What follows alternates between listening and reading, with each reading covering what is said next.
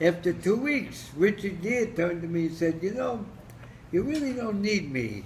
He said, he said, you just need you need a suit. So why don't you shoot over my shoulder? Just get a suit and be good. And because she said she's just, you know, killing it. And she did have that smile in the dailies and and her comedic timing was extraordinary. Yeah, but you don't always know that. Again, a trick I do with a lot of stuff. She screen tested with 7 different actors, Julia. And we still didn't know, and there was 7 different girls too, Diane Lane, this one, that one. So you don't know until I mean, sometimes you do crazy, was what I advocate. So I said, Julia, you're going to test with this guy named, his name is Charles Grodin. He's not quite right for the part. So not But right. he came with a nice toupee. And I said, so he's going to do the same scene, but he's going to improvise. And he's truly going to try to blow you out of the scene. So you got to try to hold your own. So stay with him. And I must say, she stayed with him. And I remember after that test, I called the head of the studio, Jeffrey Katzenberg, and said, don't worry who we get as the guy. I know the girl. The girl I know where she is, the girl. And you know, when you do tests, you go watch them. When they did showed the screen test of Julia and Charles Grodin, when somebody had someplace, you couldn't. People were sitting on the floor. It was standing room only to see that scene, the 2 of them together. So, who knows? That's what got her the job. Why do you think that people trusted you so much? They didn't. I didn't tell them I was bringing Charles Grodin.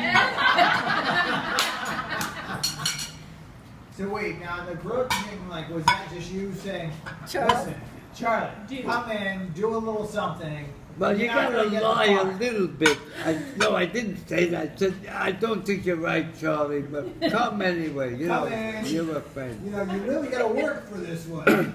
Because, you know, you're up against this girl who's really good. No, he always did that. Charlie ad-libs wherever you go. But again, Francis Coppola taught me a wonderful thing.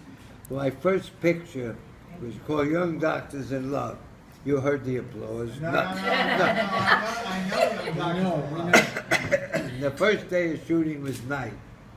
And Penny kind of knew Francis, so he has a kind side, and he showed up that night to wish me well. And he put his arm around me and walked around, and I thought, well, he's going to tell me the key to filmmaking. And the first thing he said was, change your shoes.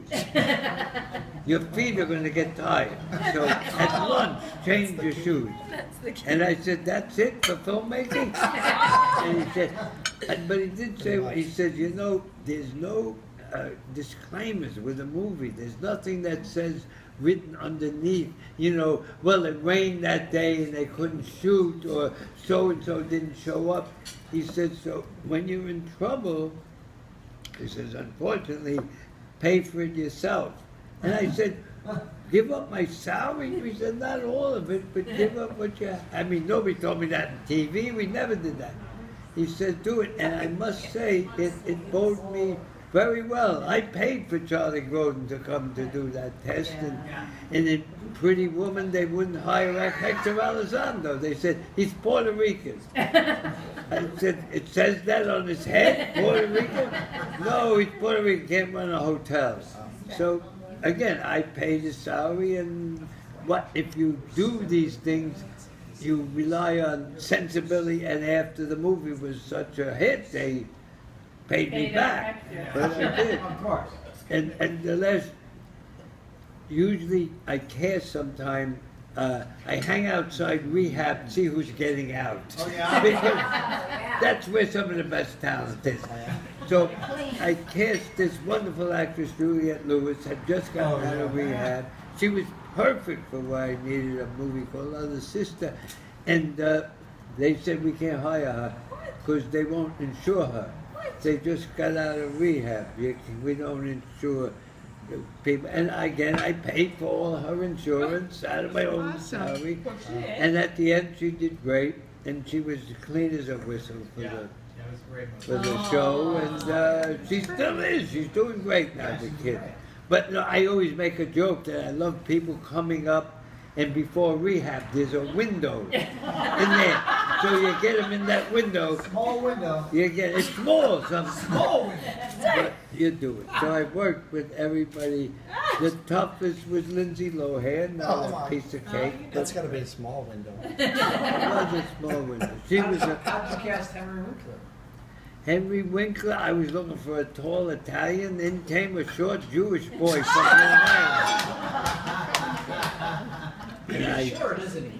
Yeah. he is short, but you see, you mustn't think you're that smart. And I have a sister who passed, not Penny, my sister Ronnie, and they said, well, you got to see him. And they knew I didn't like him immediately, so they took him into another room and they dressed him as Fonzie before he auditioned. No. Dressed him, leather jacket, the whole thing. The person they wanted was Mickey Dolenz from the Monkees. He was supposed to play Fonzie. That's who the studio wanted. And then they brought in Henry in the and he acted the scene. And I said he's good. Let's hire him. And Wow. Mickey Dolenz still mad at me some days, but. But so, who is, wait, I have to ask, because I've heard this apocryphal Did you story. want to say what you Just were? explain the third. Just about, oh yes, Rick. Rick, Just please. My new best friend.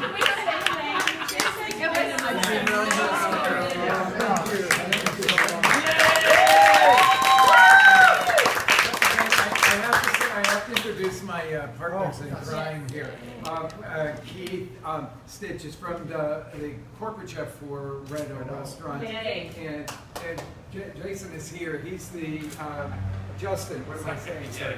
Justin, who is the chef at the Red Oak here on Melrose. And they brought it along with Fabio, and they have pulled out all of this stuff because it's hard for us when we're coming from another place to do a full dinner like this, and they helped us to get everything together. You did, and they